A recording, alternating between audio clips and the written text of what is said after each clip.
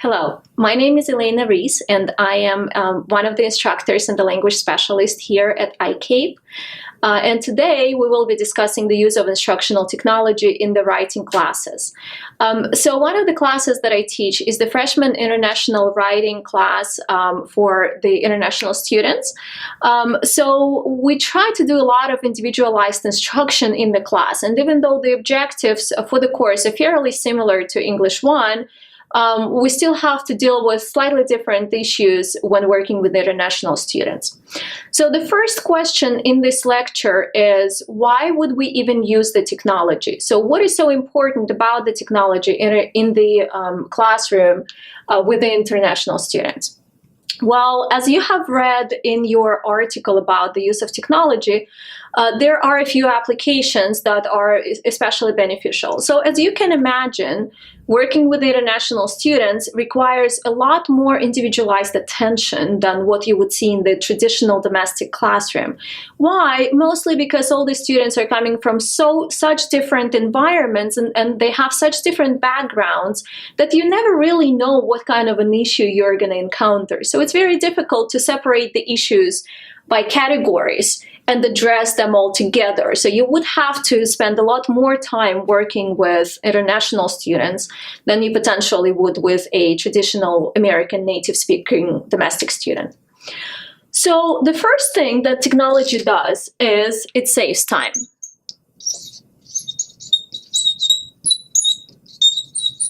It saves time while also allowing for the individualized feedback.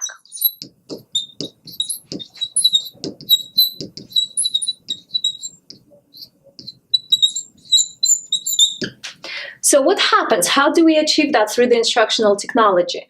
Well, mostly because it allows you to give feedback immediately to a particular student without having the rest of the class involved. And as we go further through some of the activities, I will be talking to you about blogs, forums, and the use of the Google Docs. I will be able to show you how exactly it saves time and what exactly it does. Another important thing that is also mentioned in your article is the fact that writing has become a lot more collaborative later, and at the same time we're noticing wide differences between the reading and the writing skills of the students. And so if you're planning to integrate those skills, you have to make sure that the students interact with the text appropriately.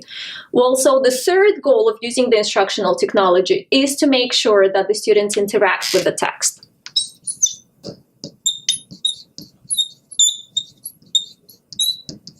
And again, I'm going to show you how to do that through a couple of different tools. The final purpose for the use of the instructional technology in the writing class is to encourage the collaboration and the communication between students. So as you probably know, one of the problems that instructors encounter while working with the international students is that the students are not willing to talk. So how do you get them to talk in the classroom?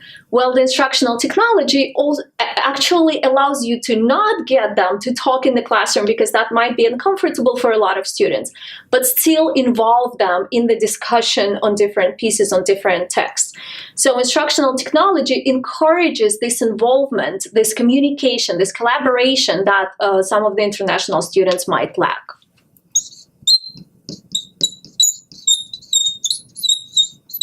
So it's involvement, participation, and collaboration.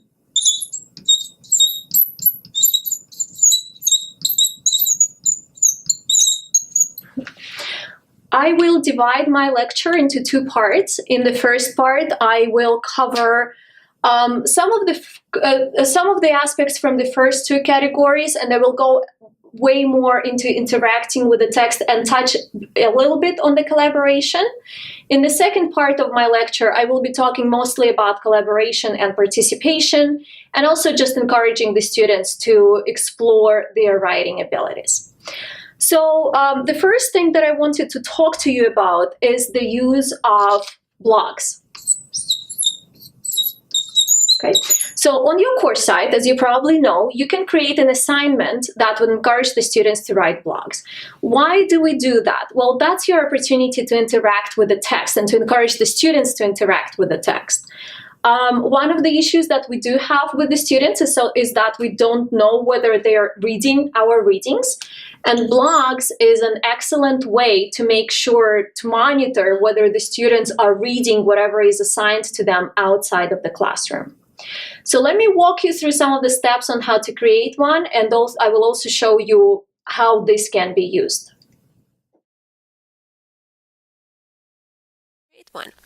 So this is one of my course sites, and here you see that I separated it by the essays. Let me show you one of the blogs. Here's a blog that the students created. The purpose here was to see whether the students read the article and to also see whether they can connect with the articles, because they are supposed to reflect on this blog.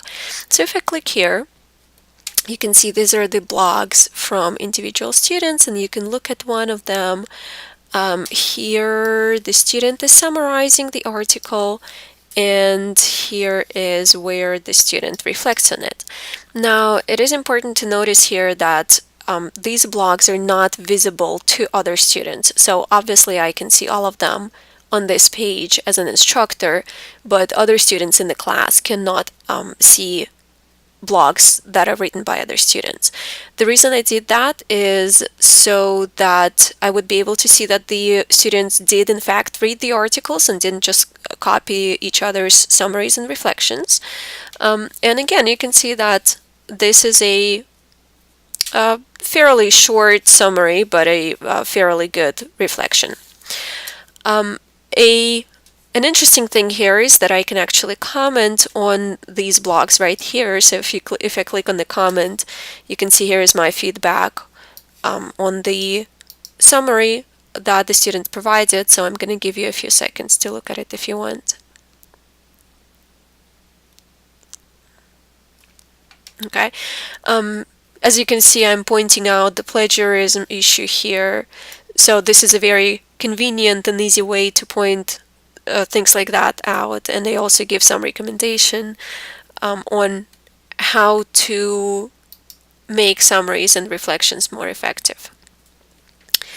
So let me show you how to create one. I'm just going to go to this administrative course site that we kind of use for a test run of different things, and in one of the sections here I'm going to create a blog. Walk you through the process of doing that, and also show you a couple of different things that you need to pay attention to. So on your course site, in the section where you want your blog to be, you just click Add an Activity or Resource. Here, this section of the course site talks about plagiarism. So let's say I want my students to reflect on the article that they read about plagiarism that's also posted on the course site. So I click on Add an Activity or Resource, and I go down here. I'm sorry, I go up here to create a blog. Okay, I click Add, and now let's look at the settings. So for the name, I'm just going to put plagiarism. Okay, and here I can say something like post your summaries here. Now these two sections are going to be very important for you if you want to set the parameters that will allow you to comment and that will also disallow other students to see what everybody else is posting. This one I'm going to keep at yes from logged in users, so you do want to allow comments from logged in users. Now remember that you are going to be the only user who will be able to see the post, so you will be the only person who will be able to comment on that as well. And where it says individual blogs, I'm going to go ahead and change this to separate individual blogs. This way, the students will not actually be able to see what the others are writing. Okay? Another important section here is the grade, and this is also a neat thing about the blogs, that you can incorporate them right into your grade book. You won't need to set it up separately. Here I'm going to select Teacher Grade Students, and instead of the point, I'm going to select a scale, because usually I don't give them the grade for the blocks. I just look at whether they're completed or not. Here I'm going to go down to complete and incomplete. Okay, and now this looks good. I'm going to click Save and Return to Course. Okay, and here is my block. Here's my plagiarism block. So now if a student clicks on it, all the student needs to do is add new blog post. Okay, put the message in here. So some students prefer to put their whole blog, for example, my summary. Others just add a brief description, because down here you also have an option of adding a file. So if, say, your students prefer to type on the computer in a Word document and then just add the Word document, that's also fine. Okay, I'm going to click Add Post, and here we go. So now my blog is displayed right here.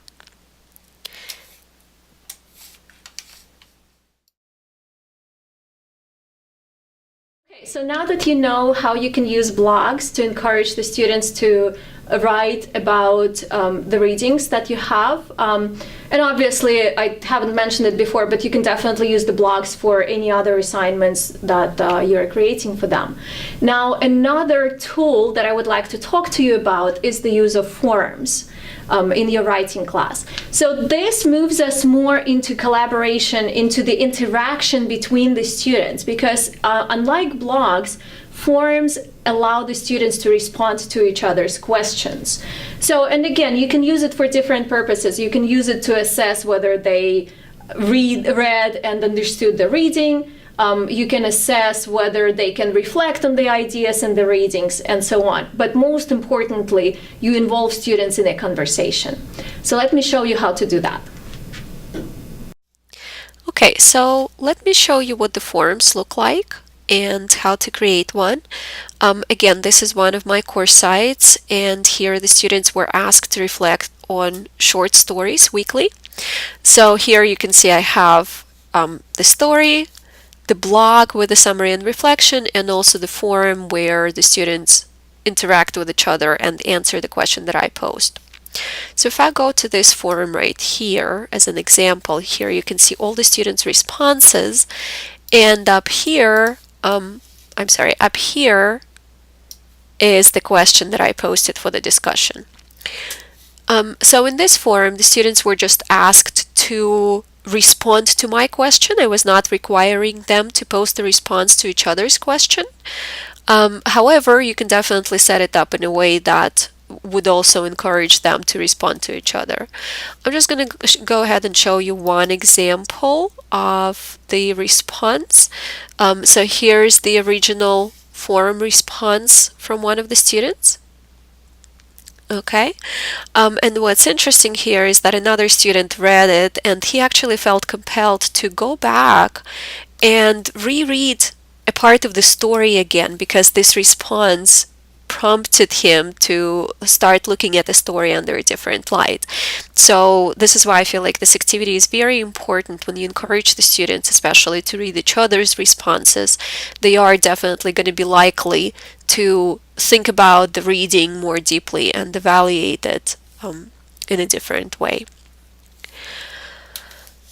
Okay, and so here you can definitely respond to the student as well. So if I click reply, it opens up a new window, and I can say something like great response, or whatever other feedback I want to give.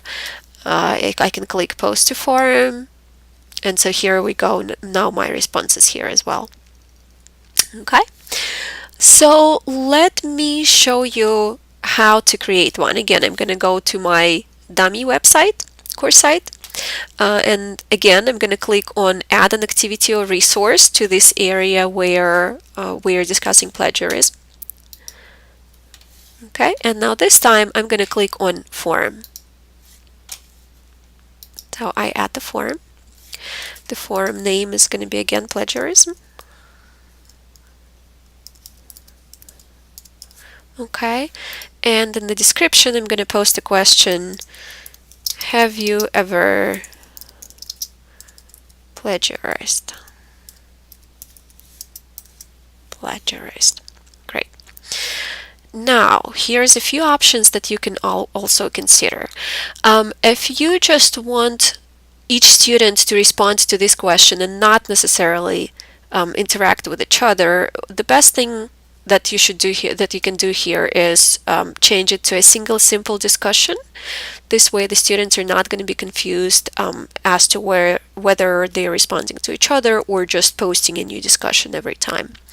If you want more interaction, if you want the students to actually be able to respond to each other, I would say just click on standard form for general use.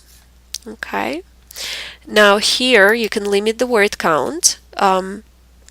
So for example, if you want to display the word count, the students will be able to see that, say, if your assignment is to post the minimum of 100 words, how many words they still have left to satisfy the assignment. There are a few other things that you can definitely go ahead and look through. Another interesting area here is activity completion. So if I click on that, I can actually incorporate my requirements right in the assignment here. So if I change this to show activity as complete when conditions are met, I can actually change the conditions. So for example, I'm going to require a post from each student, and I am also going to require at least 2 replies from each student. So this way they're going to know that they would need to go and read each other's answers and respond to each other's answers. Okay. Now I'm just going to click on Save and Return to Course. And here we go. Now we have our form right here. Okay, if I click on it, you can see my question. There are no discussions yet, but once the students start adding their discussions, obviously you will be able to see that.